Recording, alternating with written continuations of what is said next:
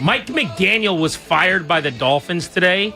He was most people's dream candidate for Washington, dating back 4 to 6 weeks ago when it started to look like he could be out of a job. Because he wasn't fired initially, and because reports over the last few weeks where they were going to stick with him. It looked like they were, by the way, Danny. They fired their GM. I thought this was over, that they moved to the next thing where he's the coach and we're going about our business. Chris Greer, the GM there for years, got ousted several weeks ago. So it felt like, okay, well, they chose to get rid of the GM, not the coach. And then they benched Tua Tagovailoa. And so by doing that, you felt like, well, they chose him over Tua. Then, to kick off the offseason, they put together this list of GM candidates, which included a few of the guys he worked with in San Francisco. So there were just a lot of the tea leaves making you think they're sticking with him. Supposedly he met with the owner on Tuesday, Stephen Ross, and that meeting didn't go very well. The reason I think that meeting didn't go very well is that John Harbaugh has subsequently become available. Because you know who wasn't originally on the GM list of interviewees for Miami that is now? One of the guys from the Chargers who's working with Jim Harbaugh. With Jim. And Joe Ortiz, the former Ravens executive, who has worked with John Harbaugh in the past. So they added him after the Harbaugh firing. So all you got to do is connect some dots to say they're in the Harbaugh sweepstakes. That said, McDaniel as a candidate for Washington, what's your initial reaction to the Commander's job being open and him being available? This is why you have a private jet. You should already be in the air. Get down there right now. Bring whoever you have to bring a suitcase full of money. Say, this is just a taste. Whatever you have to do. This is just a taste. Stop everything. Stop your dumb meeting. I don't care about action movie with a drug deal gone. Seriously. Yeah. I don't care who you were supposed to be meeting with. You bring whoever you think the most charming guy in the ownership group is. Bring me Ein. Bring Rails. That's Mitch Rails. Give me Josh Harris to sit in the background and agree, smoking a stogie like in the shadows. Give me Dan Quinn. Give me Peters. Fuel up that jet and get your ass down there, and do not let him say no. If you have to hog tie him, if you have to put him on the plane like Bane at the start of The Dark Knight Rises, bring him back to Washington, D.C. That's your offensive coordinator. Take nothing else. Do not let him leave the room under duress. Sign that contract in your own blood. Hurry up. Would you like to put Jayden Daniels under center? Like now. I couldn't believe it. And if he goes to be an OC somewhere else, I'll be devastated. I will be so heartbroken. Now, if he goes to be a head coach somewhere else, what can I do? So that's your first fly in the ointment. Yep. I'm not convinced he will be a head coach in this cycle, but I think he'll have the opportunity to be. He will be again at some point. Oh, 1,000%. I think I would bet my life on that. He will get a second head coaching job. I actually think he could get an offer in this cycle, honestly.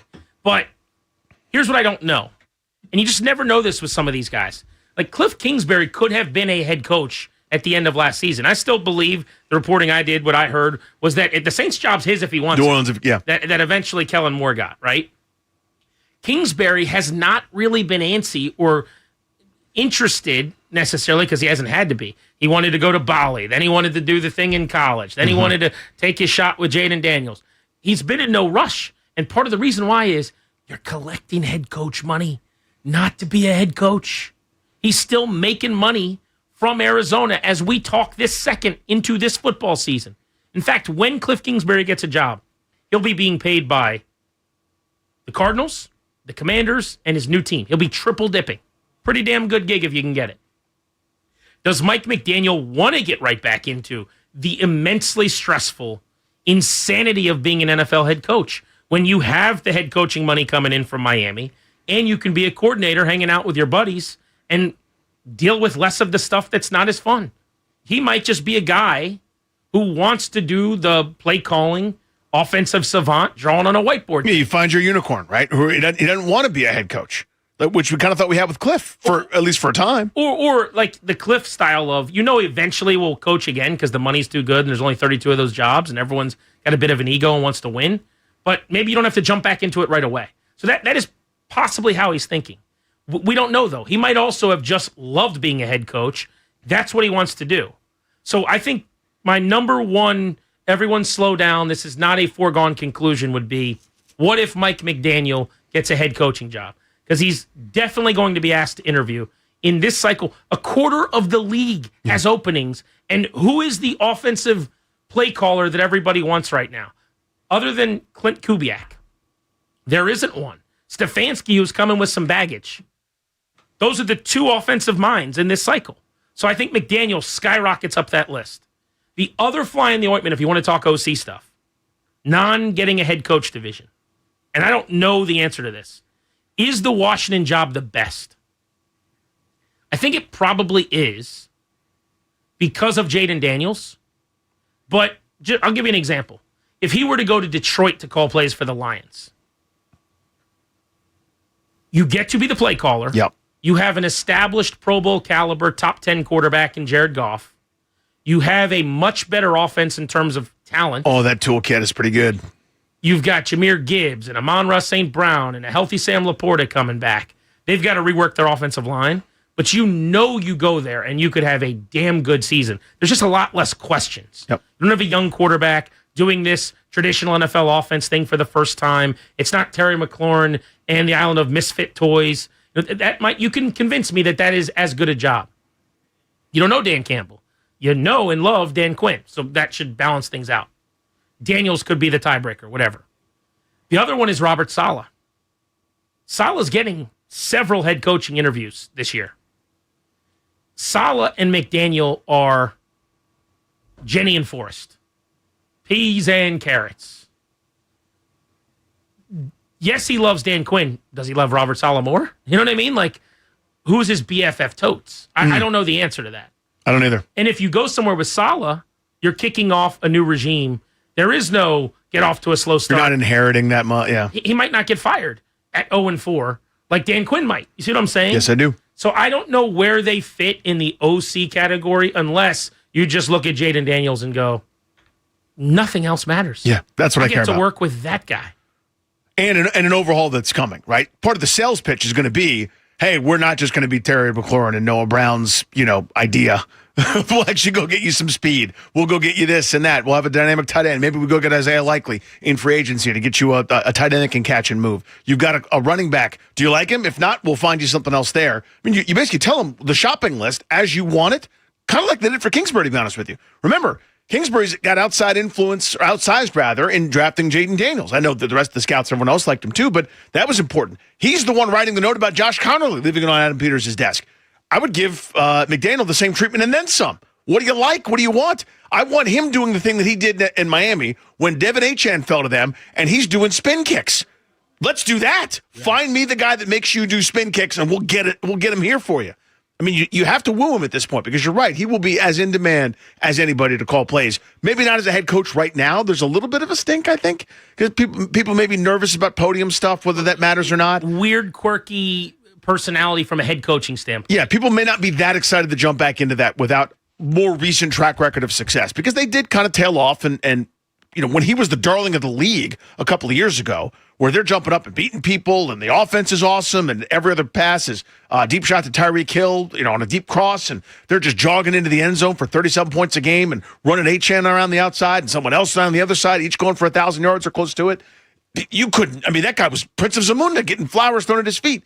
Now that maybe it's cooled a little bit in terms of a head coach, but in terms of a play caller, he gets to write his own script at this point. Grant and Danny on 106.7 The Fan, the Odyssey app. You can watch us on the 106.7 The Fan YouTube channel. By the way, new high definition, gorgeous cameras being debuted today at the radio station. It's a big day for your boys. Thanks to whoever made that possible. We look like we're in the big leagues. Yeah, look at that. On television. We've joined the major leagues. Not just like that thing that you see on Twitter sometimes where it's like two guys in different locations with their computer cameras like right up their nose. Right. Like one guy's nodding a lot, the other guy's talking. I always want to look better than that. And I feel like we do today. Grainy. Oh, thanks, audience. I don't know why the audience found that so funny. Well, audience liked it. That was a good thing. Danny. Yep. Are you buying what I'm saying on Mike McDaniel possibly getting a head coaching job? Yeah, of course. Okay. Of course, yeah. Are you buying what I'm selling that there is a possibility the Commanders are not actually the best OC job? It might be the best fit because he's close with Dan Quinn and he wants to work with him. Maybe he loves DQ. But in terms of openings, is there a case to be made Detroit or rolling with Saleh or new or gig? Baltimore if there's more change and turnover? People might like that. That's interesting. I wonder, like if Munkin eventually is gone. You'd assume he will would be if there's a new head coach, right? So if a new guy comes in there who's not offensive minded to call plays, So that's, you're not getting Kubiak, who's interviewing there, or Cliff or something. So let's just say. Like if they bring Anthony Weaver back, who they loved. Right. Or the guy that I just heard was interviewing, so we'll just use him, is Brian Flores. There you go. Flores is interviewing with the Ravens, and they hire Flores to be the head coach, and he says he wants McDaniel to call plays for Lamar. Probably a better spot to get a job next year if it's not going like you want on the open market. 800-636-1067. Let's go to Joseph in Frederick on Grant and Danny. What do you make of McDaniel as a possible OC? It feels like it would be a home run for the Commanders. Agreed. I just don't think that they're going to get him because I think he's going to go to Detroit. Just same thing. Washington's got Jayden. Detroit's got better toys at every other position in the offense. And that Detroit offense has shown that even with a Jared Goff, all those better toys in all those other positions, you can do a lot more things. And that's exactly, I think, what McDaniels wants to do. McDaniels then in Detroit gets to sit off in his corner and draw up plays and have a very front-facing guy named Dan to do all the front-facing stuff for him, which now, granted, he also has a front-facing guy named Dan in Washington, but he doesn't have as good toys. The offensive options for him to play with, it's plug and play. This is Ronco, set it and forget it. It's Christmas morning. You don't need to take out a screwdriver and open anything up and put in batteries. You just unwrap it. You can start playing with the toy. I mean, he's licking his lips at the possibility of Jahmyr Gibbs and Amon-Ra St. Brown. I mean, it is, you're cooking with grease right off the bat. Well, there are a lot of people who could coordinate that offense and have it be really good. Yeah. You know what I mean? And you got that as a baseline. You called the wrong play. Oops, I meant to say the other thing. That doesn't matter. Jahmyr Gibbs is still going for 30.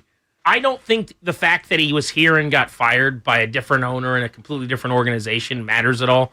I've seen people bring that up, like, would he not want to come back? I don't believe that. I'm going to say that's a non-factor completely. That was the Redskins under Dan Snyder. This is a whole different world. Also, and it was before, frankly, I'm not to be flippant about it. He turned his life around. True. You know? I mean, that didn't have anything to do with him being fired. It was just the whole staff got blown out when they fired Mike. But yes, I mean, he's a different guy now, too.